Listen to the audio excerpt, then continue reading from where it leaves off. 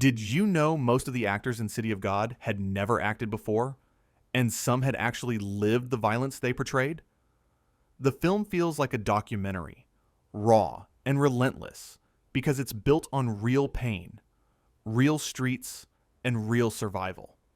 Set in the favelas of Rio de Janeiro, it follows boys who become men in a world where childhood ends with the first gunshot. But behind the camera, hope was quietly growing. The crew didn't just make a movie, they changed lives. Let's dive in and discover 20 weird and amazing facts about City of God. Number 20. Over 2,000 kids auditioned. Most had never seen a film. Set the casting call for City of God went out across Rio's poorest neighborhoods. Over 2,000 children showed up. Not for fame, but for a chance. Many had never been inside a cinema. Some didn't own shoes. Directors Fernando Meirelles and Katja Lund held workshops instead of auditions, teaching basics like look at the camera or speak slowly. From that sea of faces, they found future stars like Alexandre Rodriguez, Rocket, and Leandro Firmino, Lil Zay. For most, this was their first step out of the favela and into history. It looked easy, but it was chaos. Number 19. The Tender Trio were real street kids. The young boys who play the Tender Trio, shooting chickens, robbing motels, were actual street kids from Cidade de Deus. Some had sold candy or shined shoes to survive. The directors gave them small roles first, then built trust. During filming, the crew fed them, taught them to read, and even helped some return to school. One boy later said, "Before this film, I thought I'd be dead by 16. Today, many are actors, teachers, or community leaders. The movie didn't just tell their story, it rewrote it. That wasn't acting. It was real fear. Number 18. The chicken chase was real, and the chicken escaped. In the opening scene, a chicken runs wildly through the favela while Lil Zay chases it. The bird wasn't trained. It was a real farm chicken borrowed for the day. When the camera rolled, it panicked and bolted. Leandro Firmino sprinted after it through alleys, over fences, past real residents. At one point, the chicken vanished into a house. The crew waited 10 minutes before it strutted out, unharmed. They used the entire chase, unedited, in the final cut. Even the chicken got a thank you in the credits. What looked perfect on screen almost went wrong behind the camera. Number 17. The film was shot in the actual city of God Favela. Unlike most movies, City of God wasn't filmed on a set. It was shot in the real Cidade de Deus neighborhood, where drug wars still raged in 2001. The crew worked with local gang leaders to secure safe filming hours. Some scenes were shot at dawn before violence flared. Residents watched from windows, some cheering, others crying. One elder said, "You're showing our truth, not the postcard Rio." The authenticity came at a cost. The crew wore bulletproof vests, and medics stood by at all times. It looked easy, but it was chaos. Number 16. The directors used handheld cameras to disappear. To avoid drawing attention and danger, the crew used tiny handheld cameras, often disguised as tourist gear. In crowded scenes, they blended in like visitors. This invisible style made the violence feel sudden, intimate, and real. When bullets fly or kids scream, there's no dramatic music, just chaos. Meirelles said, "We didn't want to glamorize crime. We wanted to show how ordinary it felt to them."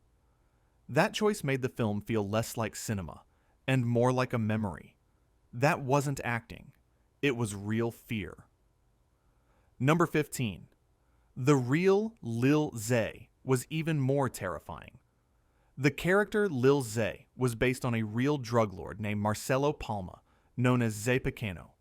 He ruled Cidade de Deus in the 1980s with extreme cruelty, burning rivals alive, killing children who looked at him wrong.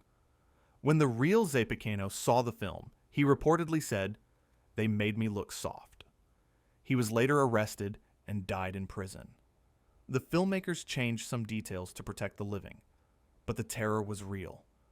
What looked perfect on screen almost went wrong behind the camera. Number 14. Rocket's camera was a symbol of escape. The protagonist, Rocket, dreams of becoming a photographer, not a killer. His camera wasn't just a prop, it was his lifeline. Actor Alexandre Rodriguez actually learned photography during filming. After the movie, he became a real photojournalist, covering life in the favelas. The directors gave him his first camera as a wrap gift. Today, he says, "That camera saved my life twice. Once in the story, once in real life." It looked easy, but it was chaos. Number 13. The runaway scene. Used real police tactics. When Lil Zay's gang flees through the favela, the police chase uses real Brazilian military police strategies. Helicopters, rooftop snipers, door-to-door raids. The filmmakers consulted former officers to get it right. But during filming, real police mistook the scene for an actual raid and almost intervened. Only quick calls from producers stopped a dangerous misunderstanding. The line between fiction and reality blurred dangerously that day. That wasn't acting, it was real fear. Number 12. The film was almost banned in Brazil. After its premiere, some Brazilian politicians called City of God a national shame. They said it would scare tourists and hurt Rio's image. One senator demanded it be banned, but favela residents defended it, saying, "Finally, someone sees us." The controversy only made it more powerful. When it played at Cannes, it received a 20-minute standing ovation. Brazil couldn't ignore it anymore. The world was watching. What looked perfect on screen almost went wrong behind the camera. Number 11. The soundtrack mixed samba, funk, and gunshots. Composer Antonio Pinto blended traditional samba, Rio funk, and the sounds of the favela, barking dogs, radio static, distant gunfire. In one scene, a birthday party's music cuts abruptly when a rival gang arrives. The silence that follows is louder than any explosion. Pinto recorded street vendors, church bells, and children playing to build the film's heartbeat. The result? A score that doesn't just accompany the story, it lives inside it. It looked easy, but it was chaos. Number 10. The Knockout Game was based on real street violence. The horrifying scene where Lil Zay forces a boy to play Russian roulette with a gun, it was inspired by real games played by gangs to test loyalty or punish rivals. The filmmakers heard stories from former gang members during research. They toned it down for the screen, but kept the terror in the boy's eyes. Actor Douglas Silva, who played the boy, was only 11.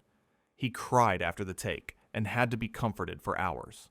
That wasn't acting. It was real fear. Number 9. The directors ran. Acting workshops for months before filming. Morels and Lund held 6-month acting workshops in the favela. They taught kids how to express emotion, hit marks, and stay safe on set. Many had never seen a script. The workshops became safe spaces, away from gangs, drugs, and violence. Some kids joined just for the free meals, but they stayed for the hope. Today, the program continues as Afro Reggae, an arts nonprofit that's kept hundreds of youth out of crime. What looked perfect on screen almost went wrong behind the camera. Number 8. The final shootout was filmed in one continuous take. The climactic gunfight between Knockout Ned and Lil Z's gang was shot in a single, unbroken 3-minute take. The camera weaves through alleys, windows, and rooftops as bullets fly. To pull it off, the crew rehearsed for 2 weeks. Every actor had to hit exact marks while explosions went off nearby. One misstep could have caused injury, but when it worked, the result was pure cinematic adrenaline, chaos with perfect rhythm. It looked easy, but it was chaos. Number 7. The real Rocket helped write the story. The character Rocket is based on real-life photographer Wilson Rodriguez, who grew up in Cidade de Deus. He co-wrote the original memoir the film is based on. During production, he visited the set almost daily, advising on slang, locations, and emotional truth. He even taught Alexandre Rodriguez how to hold a camera like a local. Without his voice, the film might have felt like an outsider's view. Instead, it's a story told from within. That wasn't acting. It was real fear. Number 6. The film used over 35 different cameras. To capture the favela's energy, the crew used everything. 16mm film, digital video, Super 8, even camcorders. Fast scenes use shaky digital. Quiet moments use smooth film. This mix created a visual language. Chaos versus calm. Past versus present. In Rocket's flashbacks, the image is softer, dreamier. In Lil Zay's Rain, it's harsh and jarring. The technology wasn't fancy. It was purposeful, and it made the favela feel alive, breathing, changing. What looked perfect on screen almost went wrong behind the camera. Number 5. Many actors were offered gang protection and refused. During filming, local drug lords offered protection to the cast, meaning they wanted control. The directors refused. Instead, they worked with community leaders and former gang members who believed in the project. One ex-leader even stood guard during night shoots. He later said, "If this film helps one kid choose a camera over a gun, it's worth my life." That quiet courage kept the set safe and the story honest. It looked easy, but it was chaos. Number 4. The film was shot out of order to protect young actors' scenes were filmed out of sequence to shield child actors from heavy material. For example, the tender trio scenes were shot first, full of energy and mischief. Only after trust was built did they film darker moments. The youngest actors never saw the violent scenes being shot. Directors used earpieces to guide them without exposing them to trauma. This care is why their performances feel joyful, not jaded. That wasn't acting. It was real fear. Number 3. The real city of God has changed because of this film. After the movie's success, tourism to Cidade de Deus grew, but so did investment in youth programs. Local guides now offer City of God tours, with profits funding schools and art centers. Former child actors run workshops for new generations. Even the Brazilian government launched initiatives inspired by the film. It didn't fix everything, but it gave the favela a voice. As one resident said, "Before, we were invisible. Now, the world knows our name." What looked perfect on screen almost went wrong behind the camera. Number 2. The directors turned down Hollywood to keep it Brazilian. After Cannes, Hollywood studios offered big money to remake City of God in English, with stars and a happy ending. Meirelles and Lund refused. They said, "This story belongs to Brazil." They kept creative control, Brazilian dialogue, and the original ending. No sugarcoating. That choice preserved the film's soul, and it proved that powerful stories don't need Hollywood gloss. They need truth. It looked easy, but it was chaos. Number 1. The final line was whispered, not shouted. The film ends not with a bang, but a whisper. Rocket says, "I'm going to get my pictures developed." Simple, quiet, human. That line wasn't in early scripts. It was added because the directors realized the real victory wasn't killing the villain. It was choosing life, choosing art, choosing to walk away. In a world of noise, that whisper became the loudest message of all. I'm still here. That wasn't acting. It was real fear. Bonus fact, a hidden photo appears in every scene. Photographer Walter Carvalho, who shot the film, hid a tiny image of a dove in nearly every frame, on a wall, a shirt, a shadow. It's almost invisible, but it's there. A symbol of peace in a place of war. Only a few fans have spotted them all. The dove wasn't planned at first. It began as an accident in one shot, but when the team saw it, they made it a secret mission. In a film about violence, it's their quiet prayer. One small choice changed movie history. City of God isn't just a crime story. It's a testament to survival, creativity, and the power of seeing someone fully, especially when the world looks away. It shows that even in the darkest alleys, light finds a way. Through a camera lens, a shared laugh, a decision to run toward something, not away. The Favela didn't just produce a movie. It produced hope. If you enjoyed these stories, subscribe for more. Every movie hides a truth, and we'll keep uncovering them, one story at a time.